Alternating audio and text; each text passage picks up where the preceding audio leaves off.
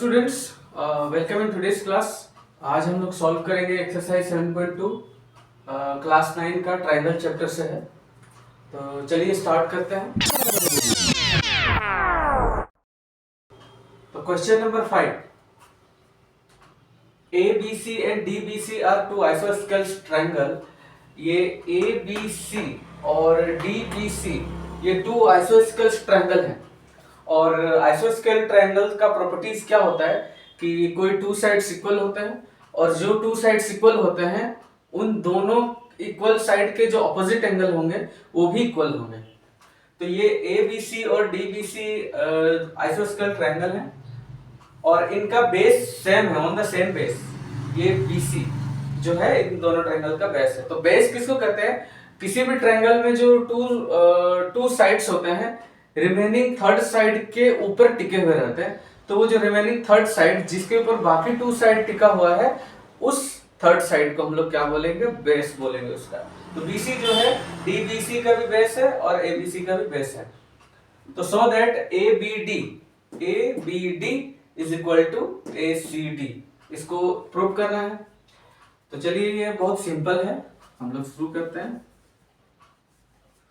सबसे पहले यहाँ पे गिवन करेंगे।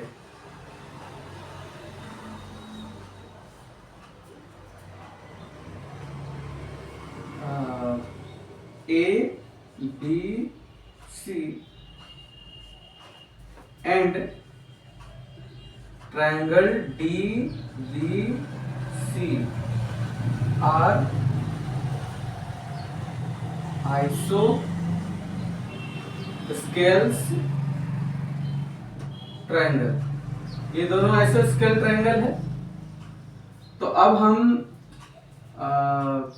यहां पे लिख सकते हैं इन ट्रायंगल ABC AB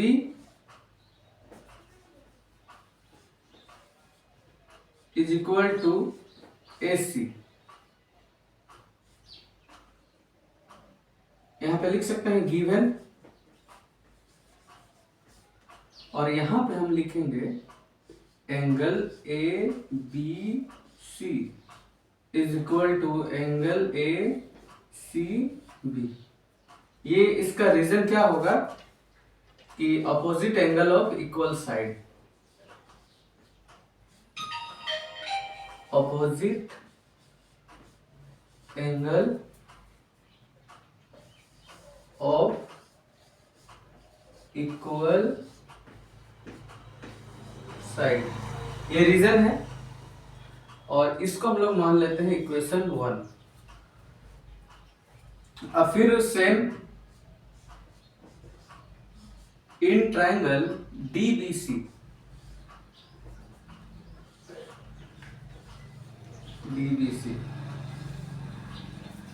इसमें DB is equal to DC। ये आइसोस्केल ट्रायंगल है, पहले से दिया हुआ है तो गिवन कर देते हैं। इसमें एंगल होगा DBC is equal to angle DCB। वही reason.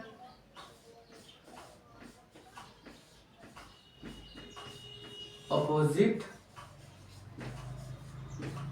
angle of equal side, इसको इक्वेशन 2 मान लेते हैं। देखो सबसे पहले जब हमको ABD और ACD को इक्वल दिखाना है, ABD और ACB को इक्वल दिखाना है, दैट मीन्स इस पूरे एंगल को और इस एंगल के साथ इक्वल दिखाना है। तो अब ये इक्वल कैसे हो सकता है? यहाँ पे हम विदाउट कॉन्ग्रुएंसी यूज किए हम इसको प्रूव कर सकते हैं। तो सबसे पहले कैसे? ये देखो AB और AC2 इक्वल साइड है तो AC का ऑपोजिट एंगल ये हो जाएगा ABC और AB का ऑपोजिट एंगल ACB।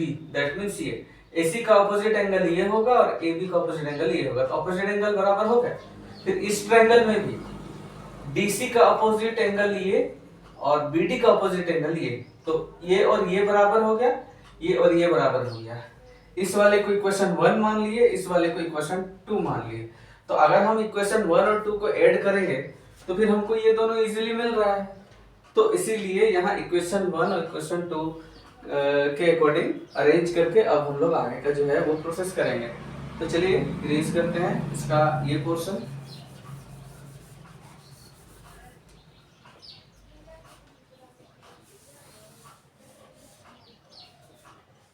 यहाँ पे फ्रॉम नहीं, यहाँ पे लिख देते हैं एडिंग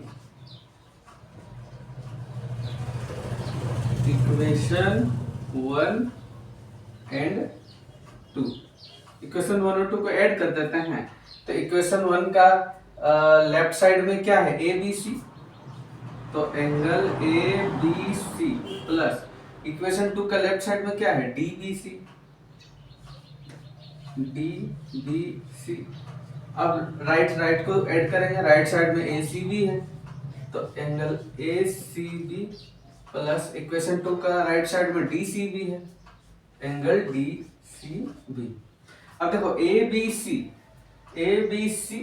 और डी बी सी, मतलब डी बी सी, इन दोनों को अगर हम ऐड कर देते हैं तो ये पूरा एंगल मिल जाता है।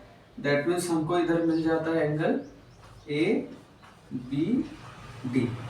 अब सेम प्रोसेस जो है वो राइट साइड में भी करेंगे, ए सी बी और डी सी बी को ऐड कर देते हैं तो ये पूरा एंगल मिल जाता है, यानी कि एंगल मिल जाता है ए सी डी, जो कि हम लोगों का प्रूव्ड हो चुका है।